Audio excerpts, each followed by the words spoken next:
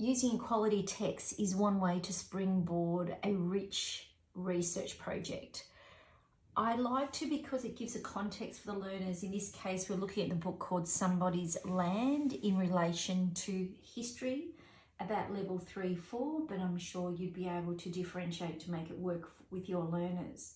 So from the very front cover, there is some really key questions that I can pose to my learners to research, or I can use as a model to get their questions. So things like this little caption down here about Welcome to Country could talk about how Welcome to Country does connect us to the history of our land. We could talk about the somebody in the title of the story. So what I'm doing here is funneling it down a little bit for our learners. I'm thinking about having a context like this text to revisit to guide our questioning.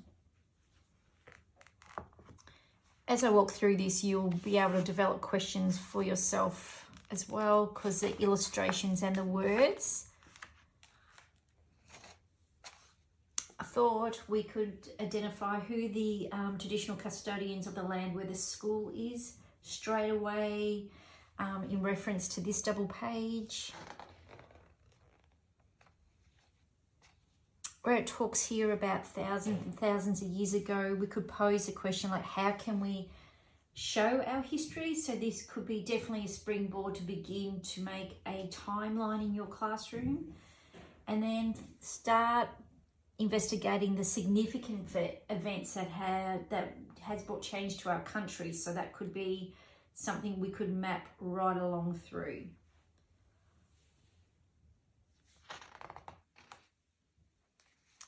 This question here about what kinds of tools, weather and food sources did our First Nations people use could be revisited right through this book. There's many a page that could happen, but I also quite like the idea of stories here. So we could link it to the stories and the building.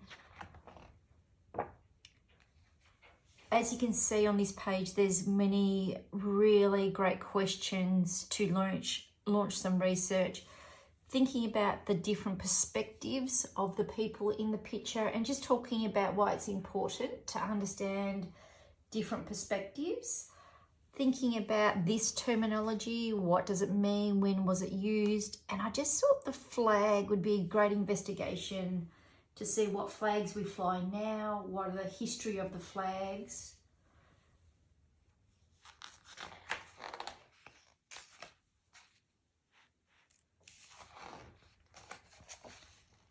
Here, how are stories, history, knowledge shared? So going back to hear about the fire and boomerangs and the tools that they use.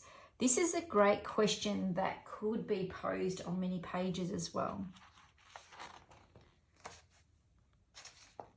This page is kind of, for me, it's like looking about what is the same and what is different. This comes around bush food and thinking about how seeds and berries are used.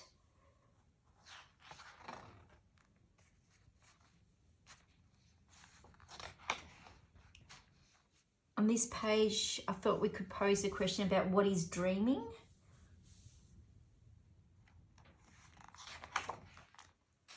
This page is how has our land changed? So there's so many ideas. I've just linked a couple. Feel that. Perhaps something we could also explore is what we can do to respect and honour our First Nations people as well. So just a quick glance at how to use a picture storybook to prompt and promote research.